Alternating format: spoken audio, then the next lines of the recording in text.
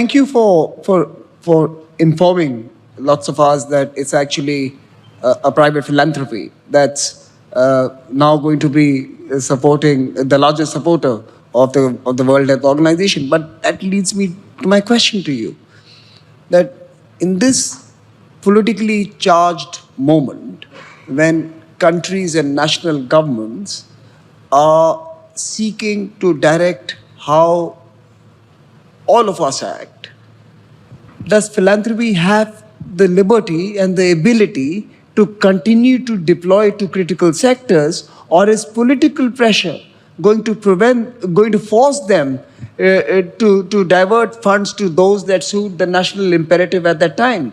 So, is your larger goal of development going to be hamstrung by national imperatives of the headquarters or of the country where you're headquartered, for example? The short answer is this: I think it's a false proposition when you put it like that, because philanthropy, we are the world's largest philanthropy by payout, by a large margin. Our budget this year will be $8.75 billion in grants, and we will go up to $9 billion next year. That is a fraction of even existing total overseas development assistance is over $200 billion US. We're a rounding error. Philanthropy cannot possibly substitute for government or multilateral. Yes, we do have space to operate. We will pay, but philanthropic capital at its best can only ever be catalytic. It can take risks that private capital and public capital may not. Private capital because it's incentivized to get a return and won't prioritize the needs of the poorest. Public capital because it's very difficult to take taxpayer dollars, whether you're Germany or India, and make mistakes when you're trying out a new health program or a new education program. We can play that. We can de-risk it. We can prioritize some of the pioneering innovations in health and other technologies. But there's no substitute in the end for governmental public support to take any of these opportunities to scale. And the question, I think, is a global question rather than a US question. Will those resources be there? What is the future of a multilateral approach, to bring it right back to your point about the MDGs and the SDGs, which I know are often seen as very soft goals, and are they realistic? And yes, they're well off track right now, but the Millennium Development Goals and that goal of poverty reduction and health were actually broadly met in the first 15 years of the 21st century.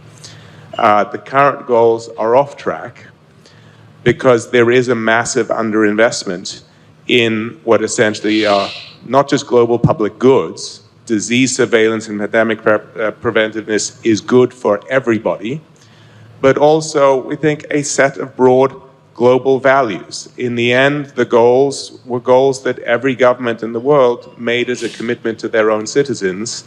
And again, we're not a sovereign, we're a philanthropy. But we do think it's good, helpful, often to shine a mirror back at sovereigns and the governments and saying, remember, there are these commitments that you've made, and it is fundamentally about human beings and human opportunity. Thank you, Mark. Let me turn to Mariche. Mariche, who's a fellow at Stanford and an author of a New York Times bestseller, Tech Coup. And technology has been a big focus of this conference, from AI to regulation to partnerships and cooperation. So let me ask you a couple of questions on technology, with your permission, Mariche. J.D. Vance, in his address recently, said that without greater freedom for tech companies, the West will fall behind on innovation and competitiveness. My question to you is, has the backlash against big tech gone too far, or is there still space for regulation?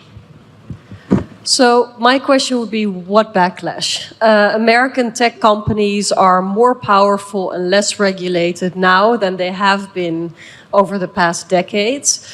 I smile, but with a bitter undertone when I hear that the Trump administration is going to have a deregulatory agenda vis-a-vis tech, because there was hardly any regulation. But what I miss in the discussion, where there's often a false dichotomy between innovation and regulation, is the question of innovation for what and regulation for what. Because we are now seeing a mantra coming out of the United States, both Silicon Valley and Washington, that are increasingly in a sort of symbiotic relationship where it's not even clear who is steering who anymore. But the idea that innovation is the highest goal in a society or of a government is, of course, false. Governments have multiple responsibilities to trade off against each other. We've talked about national security here today, very prominently on our minds, unfortunately, these days. But think also about protecting fundamental rights, the public interest. Questions of who should be in charge of curating our information ecosystem. Trust in democracy, in information, whether it's about vaccines, climate change, or geopolitics. And this whole idea that innovation is going to lead to the best outcomes without considering what else needs to be catered for and what the potential risks of that innovation are, is a very dangerous narrative that I think will have ripple effects from Washington all over the world. It was the AI CEOs, the tech CEOs, that warned all of us that the breakthroughs in AI were reaching such dangerous levels that they were asking for regulation. This is less than 2 years ago. And now we have this deregulatory agenda. But similarly, I think a lot of the comments about regulation are very shallow. Regulation can lead us to all kinds of outcomes. It's politics, whether we agree with one direction or the other.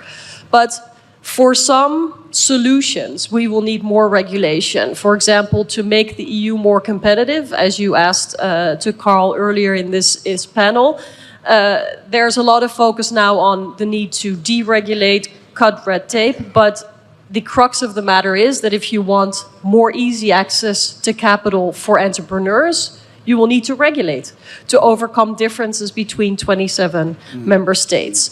So I think we've reached a point where one-liners will not do justice to that reality, and I would encourage everybody to ask many more critical questions about innovation for what and regulation for what.